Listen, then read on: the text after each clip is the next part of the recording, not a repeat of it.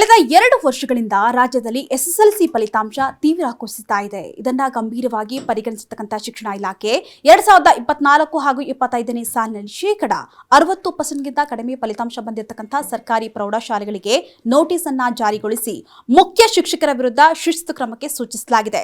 ಅದೇ ರೀತಿಯಾಗಿ ಫಲಿತಾಂಶ ಕುಸಿದಿರತಕ್ಕಂಥ ಅನುದಾನಿತ ಶಾಲೆಗಳಿಗೆ ಸರ್ಕಾರದ ವೇತನ ಅನುದಾನ ತಡೆ ಹಿಡಿಯಲು ಹಾಗೆ ವಿಷಯವಾರು ಶಿಕ್ಷಕರ ವಾರ್ಷಿಕ ವೇತನ ಬಡ್ತಿಗೆ ಕಡಿತವನ್ನ ಹಾಕಲು ಈಗಾಗಲೇ ಸೂಚಿಸಲಾಗಿದೆ. ಹೌದು, 60%ಕ್ಕಿಂತ ಕಡಿಮೆ ಫಲಿತಾಂಶ ಬಂದಿರತಕ್ಕಂಥ ಸರ್ಕಾರಿ ಶಾಲಾ ಮುಖ್ಯ ಶಿಕ್ಷಕರಿಗೆ ಕಾರಣ ಕೇಳಿ ನೋಟಿಸ್ ಅನ್ನ ಜಾರಿಗೊಳಿಸಲಾಗ್ತಾ ಇದೆ. ಅವರು ನೀಡುವಂತಹ ಸಮಜಾಯಿಷಿ ಸಮರ್ಪಕವಾಗಿಲ್ಲದಿದ್ದರೆ ಕಾನೂನಾತ್ಮಕವಾಗಿ ಶಿಸ್ತು ಕ್ರಮ ಜರುಗಿಸಲು ಸೂಚಿಸಲಾಗಿದೆಯಂತೆ.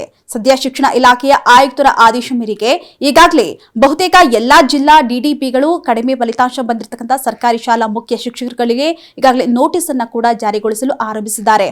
ಇನ್ನು ಈ ಹಿಂದೆ ಶಾಲೆಗಳಲ್ಲಿ ವ್ಯಾಸಂಗ ಮಾಡ್ತಾ ಇರತಕ್ಕಂಥ ಮಕ್ಕಳ ಶೈಕ್ಷಣಿಕ ಗುಣಮಟ್ಟ ಸುಧಾರಣೆ ಹಾಗೂ ಕಲಿಕೆಯ ಮಟ್ಟ ಉನ್ನತಗೊಳಿಸಿ ಫಲಿತಾಂಶವನ್ನ ಹೆಚ್ಚಿಸಲು ಅಗತ್ಯ ಕ್ರಮವನ್ನ ತೆಗೆದುಕೊಳ್ಳಬೇಕಾದ್ರ ಬಗ್ಗೆ ಇಲಾಖೆ ಈಗಾಗಲೇ ನಿರ್ದೇಶನ ಕೂಡ ನೀಡಿತ್ತು.